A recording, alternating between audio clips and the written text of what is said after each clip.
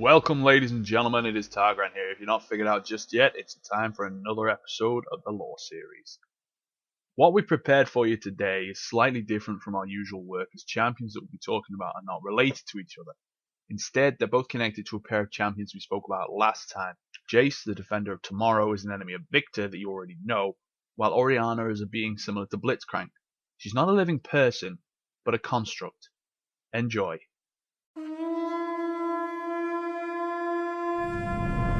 Jayce had been brought up in the glorious city of progress, Piltover. Like many children of the city, he'd been studying technology. It wasn't his only choice, but it was one that he did not mind at all. He was a promising young engineer, valued by many, as he was often called charismatic, enthusiastic, and charming.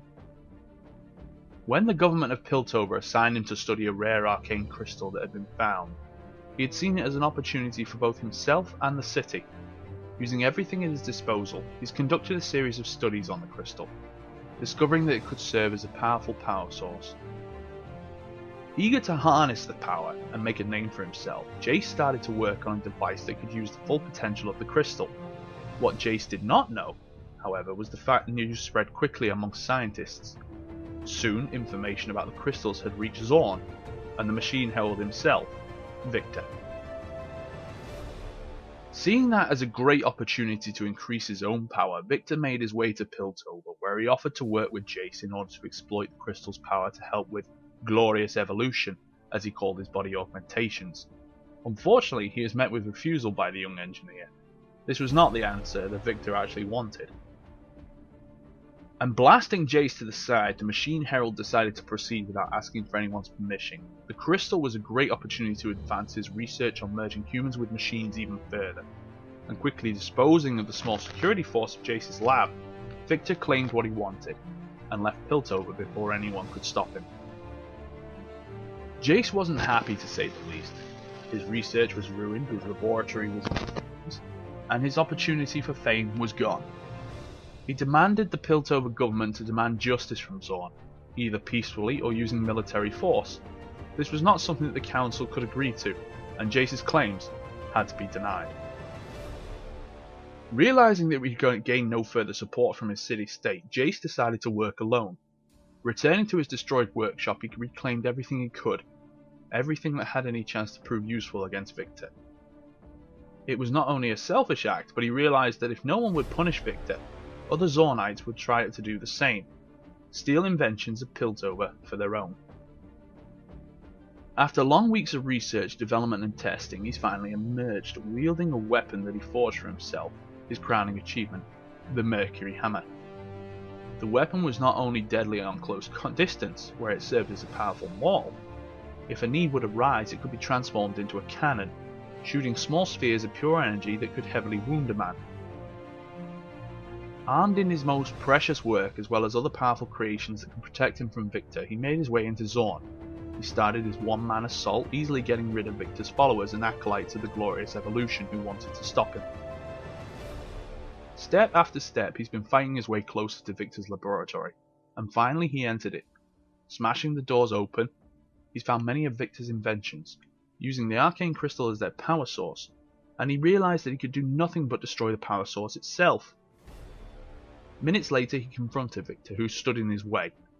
The Machine Herald was not an easy opponent, and after a long fight that left both men heavily wounded, Jayce had managed to fire a single shot that had shattered the crystal, causing Victor's machines to explode in flames.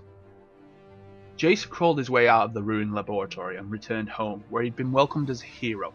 While the government never supported those actions, citizens of Piltover knew what happened, and they were grateful that Jayce had decided to step forward and make such a bold move.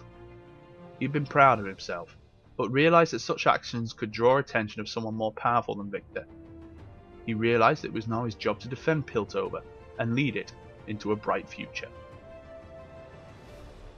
Orianna is a native of Piltover as well, but that's the last similarity between herself and Jayce. There was once a man of Piltover by the name of Corin. He and his daughter Orianna lived a peaceful, calm life in the city-state. There was nothing more precious to Corin than his daughter. He'd do anything to make the girl happy.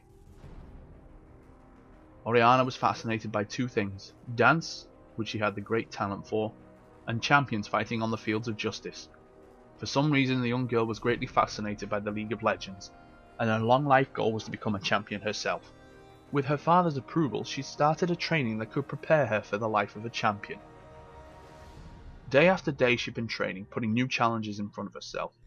She was so eager to train that she would often take challenges that she was unable to beat. It always ended with a couple of new bruises, and even more motivation to develop her skills.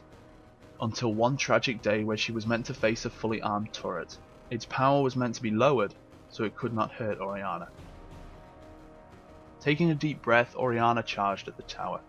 The first couple of shots missed her, but as she was getting closer and closer to the turret, its fire rate was constantly increasing. Orianna's trainer had been desperately trying to stop the tower, and yell at the girl to stop, but she was in a different place, too focused on her goal. She was able to dodge most of the shots, but soon a first blast had thrown her down on her knees, followed by 2 more shots that had sent her down onto the ground without a sign of life. After this terrible accident, Corin had been left a shattered man. His daughter meant everything to him, and now she was dead, and he was still alive to bury her. He'd been driven into obsession, unable to cope with the death of his daughter. He started working on finishing Orianna's biggest wish, joining the League.